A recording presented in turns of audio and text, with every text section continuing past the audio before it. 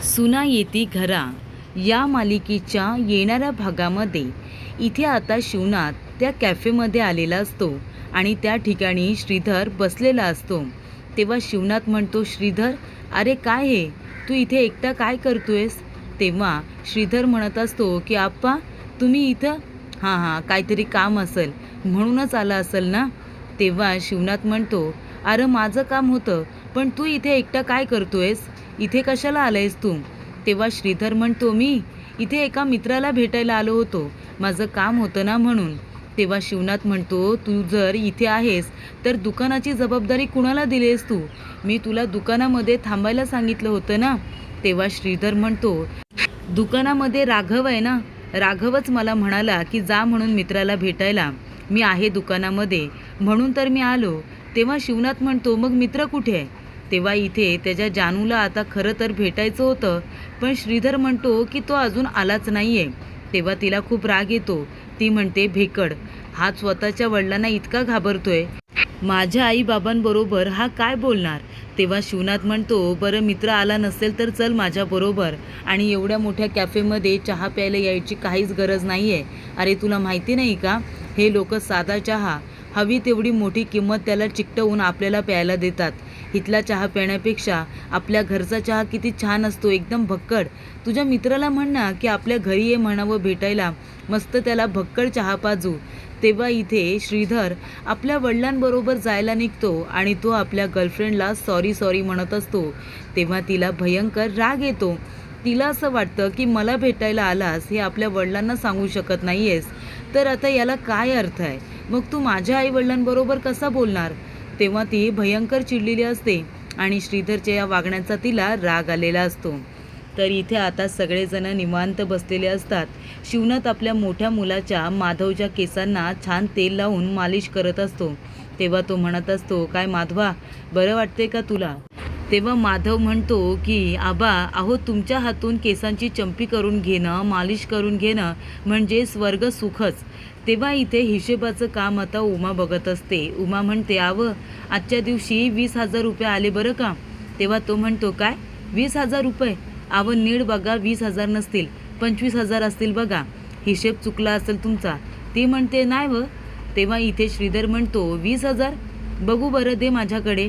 आणि तेव्हा प्रेक्षकांनो इथे आता राघव हा टेन्शनमध्ये आलेला असतो, कारण श्रीने काय केलं हे फक्त राघवलाच माहिती असतं.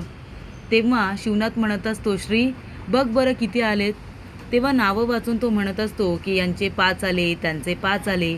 तो म्हणतो, नाही गोविंदरावांचे 5 नाही 10 आलेत. तो म्हणतो, नाही आबा 5च आलेत.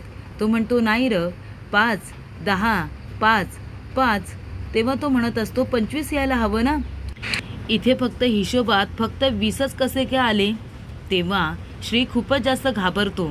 पैसे चोरताना ॲडजस्ट करताना त्याला लाज वाटत नसते, तेव्हा आपल्या आबांची भीती वाटत नसते, पण ज्या वेळेला आबांना आता हे कळल तेव्हा मात्र त्याला खूप भीती वाटायला लागते.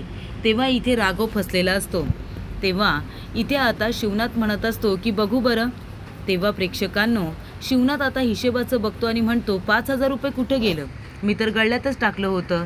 तेव्हा इथे शिवनाथला वाटतं की इथे श्री म्हणालेला असतो. श्री म्हणतो की आबा मी नाहीच म्हणत होतो, राघव म्हणाला तू जा तुझ्या मित्राला भेटायला, मी आहे ना, मी लक्ष ठेवतो दुकानाकडे. तेव्हा इथे शिवनाथ म्हणतो की राघव पैसे कुठे आहेत? राघव म्हणतो, कसलं पैसं? तेव्हा शिवनाथ म्हणतो, कसले पैसे, लाज नाही वाटत चोरी करायला? आणि तो जोरदार आता राघवच्या थोबाडीत देतो. राघव म्हणतो, आबा पण मी काही नाही केले. तेव्हा इथे लगेच शिवनाथ म्हणतो, बघताय ना उमा, आपल्याच पोरानं आपल्याच दुकानामध्ये गळ्यातून 5,000 रुपये चोरलं. काय कमी करतो मी या पोरांना सांगा ना. हे जे काही सगळं करतोय कुणासाठी करतोय, एवढी मेहनत कुणासाठी घेतली आहे मी, हे जे काही उभं केले स्वतःच्या कष्टानं ते कुणासाठी? तेव्हा राघव म्हणत असतो, आप्पा पण. तेव्हा तो काही बोलायला जाणार, श्री घाबरतो आणि त्याला म्हणतो की राघव काही बोलू नको प्लीज. तेव्हा राघव आपल्या भावासाठी आता गप्प बसतो, त्या भेकड भावासाठी ज्याने पैसे चोरून सुद्धा इथे आता घरामध्ये काहीही सांगितलेलं नसतं, खोटं बोललेला असतो. आणि बिचारा राघव ज्याने काहीच केलेलं नाही आहे, तो विनाकारण आता शिवनाथचा मार खातो. शिवनाथसुद्धा मूर्खासारखा त्याला काठीने बडव बडवत असतो, अगदी इथे खूप मारत असतो. तिथे उमा त्याला थांबवण्याचा प्रयत्न करत असते. वेदा आता खूप घाबरलेली असते, पण शिवनाथ काही ऐकत नाही. तो राघवला खूपच जास्त मारत असतो आणि तो म्हणत असतो की उमा, अहो बघताय ना, हे संस्कार केलेत का आपण आपल्या मुलांवरती? अहो आपल्या मुलांसाठी आपण काय नाही केलं, काही कमी पडू दिलं का त्यांना? जे काही हवंय ते सगळं त्यांना देण्याचा प्रयत्न केला ना. घरातून आता जोरजोरात ओरडण्याचा, थांबवण्याचा आवाज ऐकू येत असतो. तेव्हा उमाची आई आणि बहीण पद्मा या दोघीजणी आता बाहेर येऊन गेटजवळ उभ्या राहिलेल्या असतात. तेव्हा उमाच्या घरामध्ये होणारा वाद हा आता ऐकून इथे आता पद्माला फार आनंद होत असतो. कारण पद्माला हेच तर हवं असतं की त्यांच्या घरामध्ये नेहमी कल्लोळ झाला पाहिजे, भांडण झालं पाहिजे, असं पद्माला वाटत असतं. तेव्हा उमा म्हणते, अहो थांबा की, काय करताय काय तुम्ही? आपलं पोरगं आहे ना ते, असं माराल भाई त्याला? पोराला मारताना अजिबात कसलाही विचार कसा करत नाही तुम्ही? घेतले असेल त्याने पैसे, पण थांबा ना, विचारा तरी त्याला कशाला हवेत? सकाळी त्याला फी भरायला पैसे हवे होते. मीच म्हणाले होते की जाऊन दुकानातून बाबांकडून पैसे घे म्हणून. तुम्ही नसाल तिथे म्हणून त्याने पैसे घेतले असतील. विचारा तरी त्याला. शिवनाथ म्हणतो, उमा अहो पैसे हवे होते मला मान्य आहे ना, मी कामानिमित्त बाहेर गेलो होतो, याला तेवढा वेळ थांबता आलं नाही, यांना किंमत नाही आहे कसलीच. याला जर पैसे हवे होते तर थोडं थांबला असता, माझी वाट बघितली असती तर काय झालं असतं? राघव इतका मार खात होता आणि श्री एका बाजूला उभा राहून फक्त बघत होता. आणि त्यानंतर इथे मामा मात्र राघवच्या मदतीला धावून आलेला असतो. तो म्हणतो, अगं तायडे काय झालं? अहो दाजी थांबा की, थांबा. तेव्हा तो इथे आता राघवला वाचवण्याचा प्रयत्न करत असतो. आपल्या मुलाला इतकं बेदम मारल्याचं बघून उमाच्या जीवाला फारच वाईट वाटतं. ती म्हणते, तुम्ही आज जे काही राघवला मारलत ना, मला हे अजिबात आवडलेलं नाही आहे. तेव्हा इथे शिवनाथ म्हणतो, ए चंद्या, तू पण गप्प बसाच चंद्या, जास्त त्याची बाजू घेऊ नकोस. आणि खरं तर ना, त्याला बिघडवण्यामुळे तुझा हातसुद्धा खूप जास्त आहे. दोघेजण दिवस रात्र इथे आता गावामध्ये उंडरपणा करत असता, उंडगापणा करत असता, इकडे तिकडे फिरत असता. अरे त्यापेक्षा वेळेचं भान ठेवा, त्याला काही 4 गोष्टी चांगल्या शिकव ना. तेव्हा प्रेक्षकांनो, इथे आता तो म्हणत असतो की दाजी जाऊ द्या, एकदा त्याला माफ करा, पुन्हा त्याच्याकडून अशी चूक होणार नाही. राघव असं कधी करणार सुद्धा नाही. तो म्हणतो, आता जातो का इथून? तेव्हा इथे मामा राघवला उठवतो आणि रूममध्ये घेऊन जातो. तेव्हा प्रेक्षकांनो, इथे आता सगळेजण खूपच घाबरलेले असतात. शिवनाच्या मारातून श्री वाचलेला असतो, पण खरं तर हे फटके राघवला नाही तर श्रीलाच बसायला हवे होते. म्हणजे त्याला कळलं असतं की ॲडजस्टमेंट काय असते ते. वडिलांच्या इथे आता गाळ्यातून पैसे काढणं काय असतं आणि गर्लफ्रेंडला त्याच्यातून गिफ्ट देणं, इथे रेड वेल्वेट पेस्ट्री देणं काय असतं हे त्यालासुद्धा कळायला हवं होतं.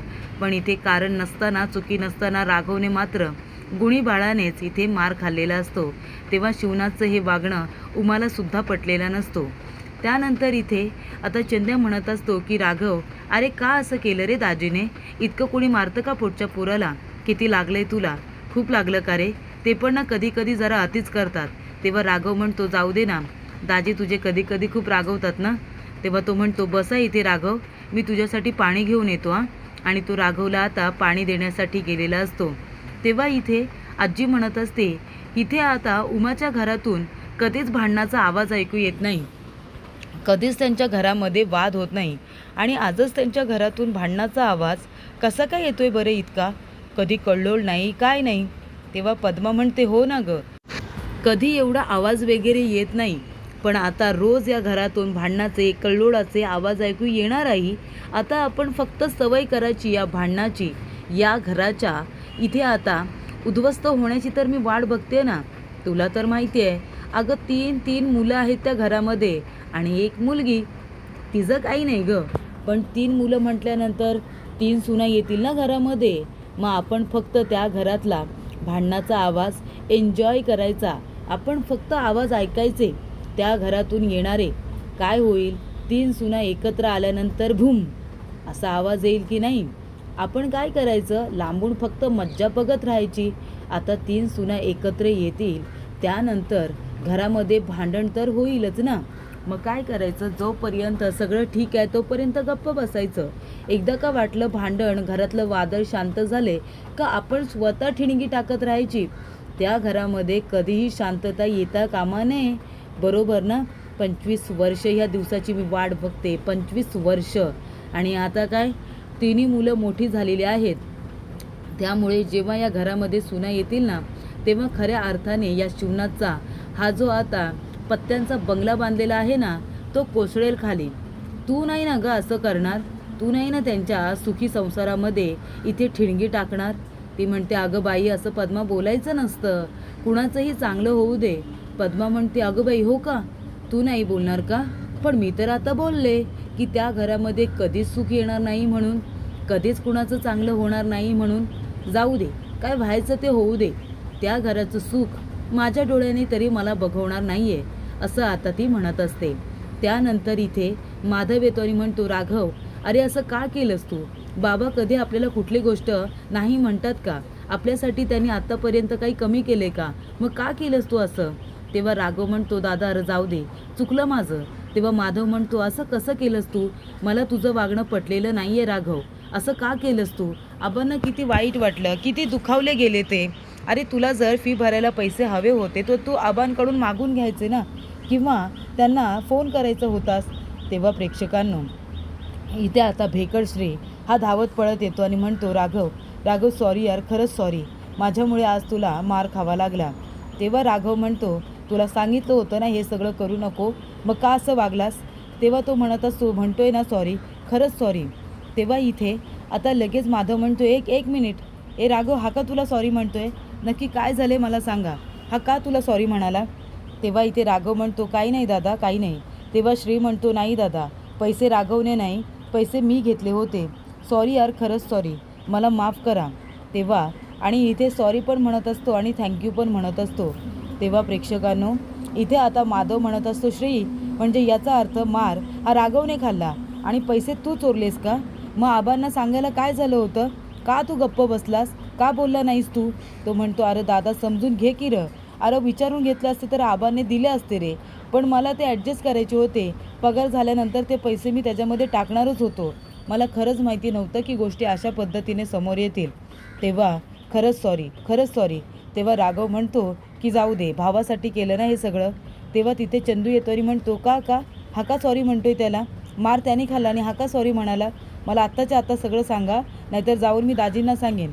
तेव्हा राघव म्हणतो, मामा, अरे मामा, जाऊ दे, तू जाऊ नको काही आबांना सांगायला. अरे पैसा आहेत ना, ते राघवने नाही तर याने श्रीने चोरले होते आणि आता तो इथे येऊन राघवला सॉरी म्हणतोय. तेव्हा इथे माधव म्हणतो, पण श्री, तू जे काही केलंस ना ते खूप चुकीचं होतं. तू असं करायला नको होतास. जर तू घेतले होतेस तर तू बोलायला हवा होतास. तेव्हा श्री म्हणतो, दादा सॉरी ना, खरंच सॉरी. तेव्हा चंदू मामा म्हणतो, पण मी ऐकून घेणार नाही आहे, मला हे अजिबात पटलेलं नाही आहे.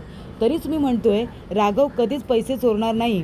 हे बघ श्री, राघव आहे ना कुणाची कळ काढेल, भांडण करेल, पण तो कधी ह्या पातळीला जाणार नाही. दाजींना न विचारता तो कधीही पैसे घेणार नाही, याची मला खात्री आहे.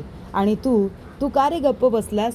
राघवची काही चूक नसताना जेव्हा इथे दाजी त्याला हवं तेवढं बदडत होते, कुत्र्यासारखं त्याला मारत होते, किती हाणलं बिचाऱ्याला तुझ्यासाठी, तुझ्यामुळे, आणि तू तिथे भेकड होऊन गप्पपणे सगळं काही बघत होतास.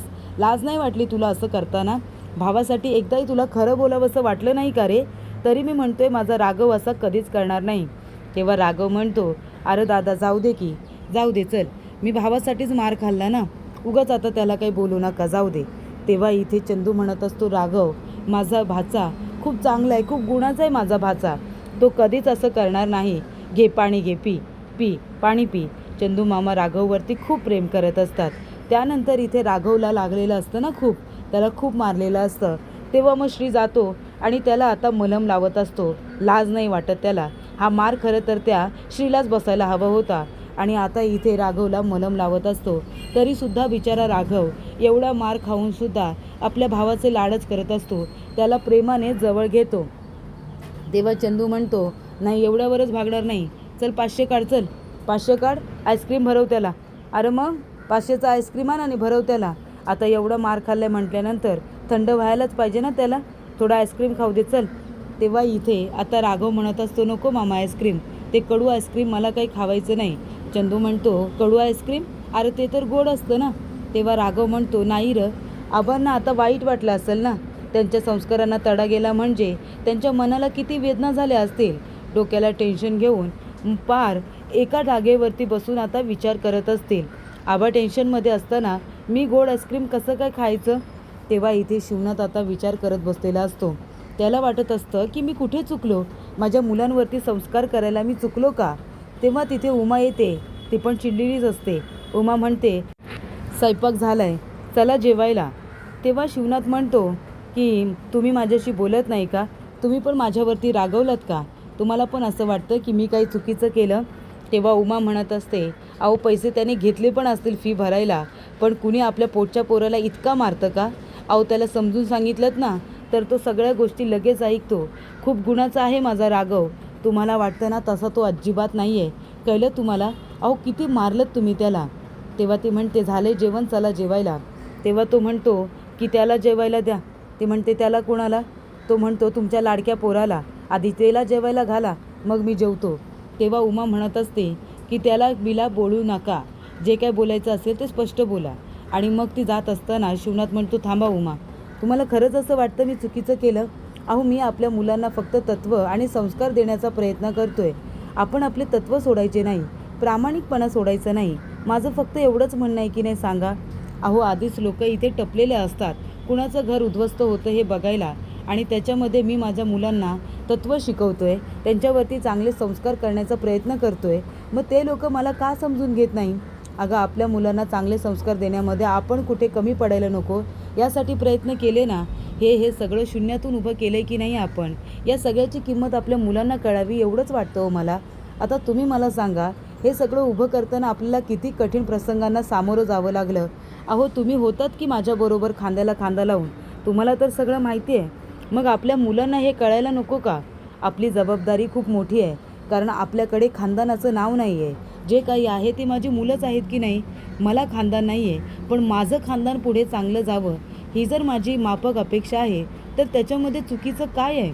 आणि तर राघवने जर असं केलं तर मला इथे वाईट वाटणार नाही का? राघव कधीही गोष्टींना सिरियसली घेत नाही. त्याने फक्त इथे वेळेचं पालन करावं. त्याचबरोबर मेहनतीची त्याला कदर हवी, पैशांची कदर हवी. फक्त एवढंच वाटतं ना मला. मग ते सुद्धा माझं वाटणं चुकीचं आहे का उमा, सांगा ना. तेव्हा उमा त्याच्या जवळ येते आणि त्याला मिठी मारून शांत करत असते. तर प्रेक्षकांनो, पुढील भागामध्ये इथे आता अन्विता असते ना, ती एका मुलाबरोबर बसलेली असते आणि ती बोलत असते. तेव्हा इथे राघवचं लक्ष जातं. तो मामाला म्हणतो, अरे मामा, ही कुठल्या पोरासंग बसले बघ. अरे तो पोरगा आहे ना, लय लफडेबाज आहे, चांगला नाही तो पोरगा. तेव्हा तो जाऊन अन्विताला आता समजावत असतो. अन्विता म्हणत असते, जास्त बोलू नकोस तू, हा माझा बॉयफ्रेंड आहे, कळलं ना. तो म्हणतो, वय हा तुझा बॉयफ्रेंड आहे का? याच्या अजून 10 गर्लफ्रेंड आहेत, त्याने सांगितलं का तुला?